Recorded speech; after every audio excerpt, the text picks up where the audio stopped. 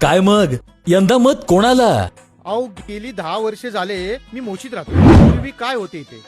कच्चे रस्ते होते, पाणी टंचाई जशी पाचवीलाच पुजली होती. ना कामावर कधी वेळेत जाता येत होतं, ना वेळेवर कधी घरी येता येत होतं. मागील 5 वर्षात या प्रभागाने पूर्ण चेहरा मोहराच बदलून टाकलेला आहे. प्रशस्त डीपी रस्त्यांमुळे चाकण, हिंजवडी, रांजणगाव MIDC इथे जाणारा माझ्यासारखा कामगार आता वेळेत कामावर पोहोचतो. आणि हे शक्य झालं आहे पिंपरी चिंचवड या स्मार्ट प्रभागामुळे.